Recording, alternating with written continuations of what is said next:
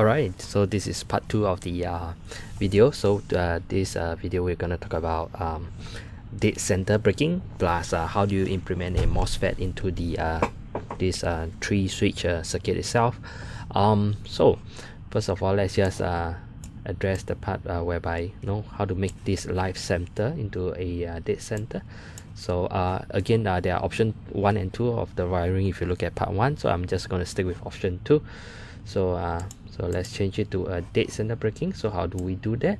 In fact, all we need to do is to remove this wire itself. Okay, we just need to get rid of this wire, and this is now the dead center breaking. So how does it work? So again, let's look at how we can, if we set the ref on. Okay, so the power now will supply to here. So of course it's going to go here and then complete here, so your flywheel will be revving. So again, your power will proceed to here, and then you go up to here. So it's now waiting for you to press the trigger itself. So let's press the trigger. So if you press the trigger now, also if you on this as well, so now this will be connected, and then you go here, and then of course the circuit will be completed and the pusher will start to move. So when the pusher is moving over here, okay, the pusher will go out, in and out. Okay, this switch is not going to do anything while you are depressing the trigger, so assuming it is out, and then you release the trigger itself like this. So what is going to happen, you realize that now because this wire is missing, there's no power gonna go into from here to sort of like complete the circuit here. So does it mean that this pusher is not able to move back? The answer is no. So because like when you rev the flywheel, if you release, you realize it's going to wind down. Same goes to this motor because it did not have a braking yet. So if the pusher is extended, there is still some leftover energy over there to sort of move the pusher back. So you are basically this circuit is hoping that there is enough energy so that the pusher will be able to have enough to move back, and then once it reaches the switch, it actually complete this circuit over here and here, and then it makes both of this negative, hence causing the braking to occur. So this is a dead center braking, so utilizing the leftover energy of the DC motor to sort of hoping that you'll reach the close the circuit and then do the motor brake. So the disadvantage and advantage of this dead center setup is, of course, you will not have a runaway. If in the event that it does not have enough energy to return, basically your pusher will still be left slightly extended. But this will not happen most of the time. So most of the time you do have enough energy to so-called reach the switch itself and then sort of have the braking occur. So that is the disadvantage. You might still encounter some situation whereby the pusher is slightly extended, but the advantage is, of course, you'll not have a runaway. That means live center, if the pusher is too fast, the RR is too high, it can end up in a runaway situation. So this is basically the dead center, right? So again, to have a live center, you just need to add back this line, and then from a dead center it becomes a live center braking, right? So next we'll move on to how do I then sort of instead of doing this, okay, how do I have a Mosfet to incorporate into this system itself. Later on I'll also show you a physical kind of setup. Okay, so let's take a look, okay, how we can do that. So I'm going to stick with option 2, and then just leave it as a live center braking. So what we need to do is we will remove the so-called flywheel, okay, and then this wiring over here.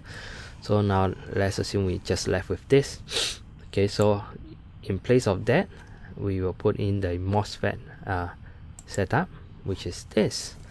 So now you can see that the flywheel itself, let's take a look. So this is the part whereby it is the Mosfet setup, right? Okay, so now if you take a look at it, okay, the power supply is here to the flywheel, but when you are coming back over here, and then eventually you'll reach this point. Okay, so now if the gate is at a low, because there is a pull down resistor here, so if there's no voltage applied to the gate, it's going to be low, then this connection will sort of not be able to flow through. Okay, so this circuit will not be completed. Okay, so now if you were to apply a voltage here, okay, let me just off the ref trigger first. Okay, so if you were to apply a high voltage here, okay, so the gate is at a high, enough for it to sort of like, you know, complete the circuit, then of course your flywheel will start to move. So over here, okay, we are basically using this switch over here to basically sort of like have the high voltage being supplied. Okay, so over here, this is how we can do it. So these are the MOSFET and the resistor that I use. I do have a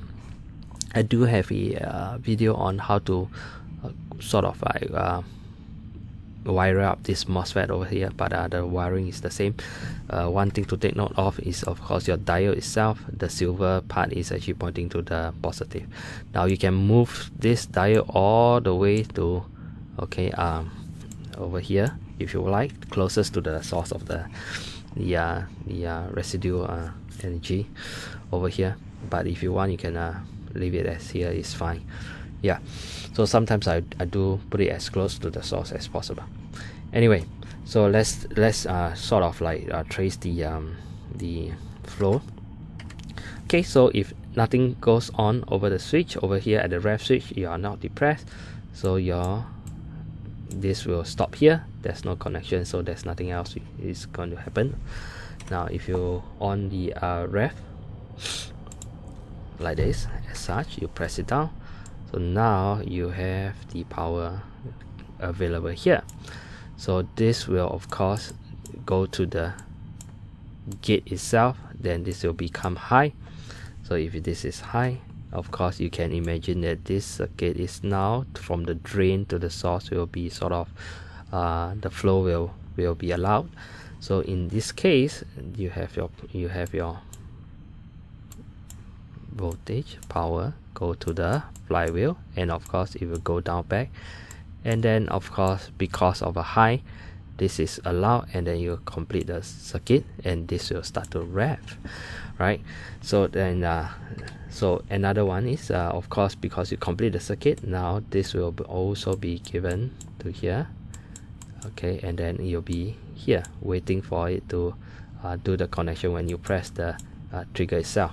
So the trigger portion itself is as per normal. So if you're on it like this, then of course this will now be completed, and of course this will start to move. Then again this will start to move the pusher in and out, and of course this switch is the one that is responsible for the braking, as we have talked about in the previous video. Okay, so you can implement your live center or dead center itself. So basically this setup is just to make use of this switch to activate the gate, and then this portion and this portion is basically sort of isolated. Yeah, so it's go through the MOSFET instead of the this switch itself. Yeah, so again, so you take a look at the okay, if it's not like this, then of course you have your flywheel, and then the wiring is all through this switch. Okay, it's all through this switch. Okay, so again, if you were to eliminate this circuit itself, then of course in place you have this, and then this one is the one that activates the gate itself. Alright, so we'll move on to the physical demonstration, and I hope that this video is useful to you. Okay, so let us look at the setup again. So this is the still using the battery, so you can see that the power basically go through the switch, and then when you press the ref, of course it will on the motor like this. Right. So also is now you are supplying the live center kind of setup. So if this pusher is out, you actually ons the pusher until it breaks it, something like this. Okay, so let us change it to a MOSFET setup. So let me disconnect the battery first. So basically, let's assume this is the connection is not there, so this connection is not supposed to be there. So you have your motor. So what you have here is of course the MOSFET itself. Okay, so you have one end to the motor, one end to the battery itself. Okay, so we will prepare the MOSFET nicely. So it's going to be something like this. Okay, so now your power is coming from the battery, to the motor itself. But to ensure that the connection is completed, you basically needs to have a positive voltage to the gate itself. So how we're going to do that, of course, is again, okay, the power have to be supplied. Okay, so now, okay, this power line is coming from the battery later on. Okay, so you go here, and then of course this thing is connecting to the gate itself, like in the diagram. So when I press, okay, the power will go to the gate. The gate will have a positive voltage high enough to let the MOSFET be activated and then complete the circuit.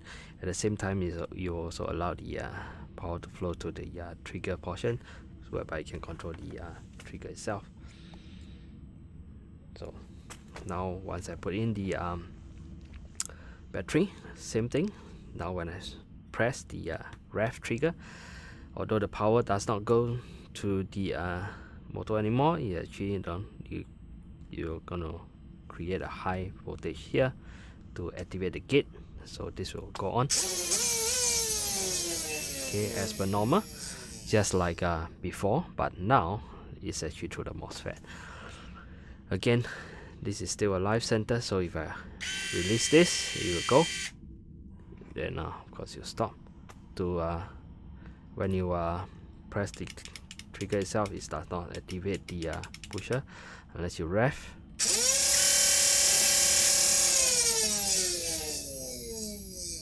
Okay, so live center, that's why this will be activated. So there we go. This is how you use the MOSFET setup in a physical demo of it. And of course, if you want it to be a dead center, you just need to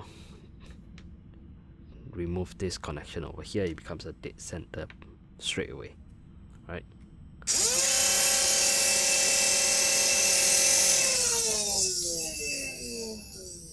Okay, not sure is that clear enough, but anyway, to convert the live center to dead center, just disengaging one point over here.